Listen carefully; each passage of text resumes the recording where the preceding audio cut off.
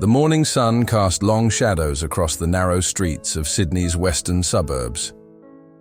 Michael Reynolds sat on the worn-out couch in his small rented apartment, staring at the rejection email glowing on his laptop screen. It was the fourth rejection this month. His hands clenched into fists, frustration boiling inside him. At 34, Michael felt like his life was slipping away. He wanted to start his own business, create something meaningful. But life had a way of grinding people down.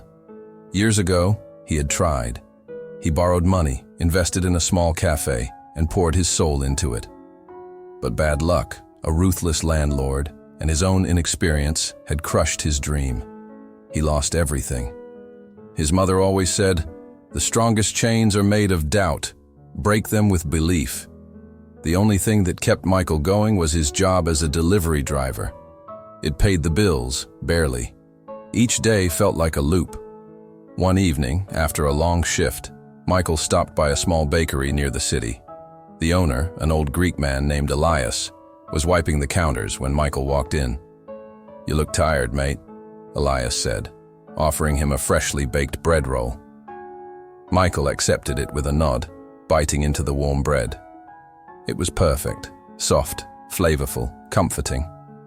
"You ever think about starting something of your own?" Elias asked, leaning on the counter. Michael laughed bitterly. "I tried once, lost everything." Elias nodded, as if he understood. "Failure isn't the end, son. It's just proof you tried. You know how many times I failed before this place? 7 times, 7 different businesses, all gone." Michael looked up, surprised. Elias's bakery was famous in the area, always packed with customers. 7? Elias smiled. That night, Michael lay in bed, Elias's words echoing in his head. The thought of trying again terrified him, but another thought crept in. What if I don't fail? The next morning, he called his best friend, James. They had grown up together, but James had taken a different path, working in finance, earning a solid income. "Mike, mate, you've got to let go of the past," James said after hearing his dilemma. "You failed once. So what? If you keep living in that moment, you'll never move forward." The idea sparked something inside Michael. Michael had always been great at making coffee. With his savings, he bought a second-hand espresso machine and a portable cart. He set up a small stall outside a bustling office building in the city. The first day, he sold just 10 cups. The second, 20. By the end of the week, people were coming back, asking for Reynolds blend. Word spread. Soon, Michael was waking up at 4 a.m. every day, setting up before the office rush. He was making decent money, not much, but enough to survive. Then, the storm hit. One morning, as he arrived at his usual spot, he found a notice from the council.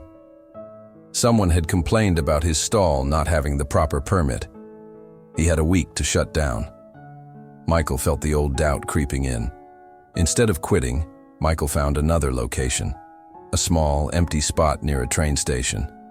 He went through the proper channels, got the permits, and set up again. This time, his business grew faster. Within months, he was selling out daily.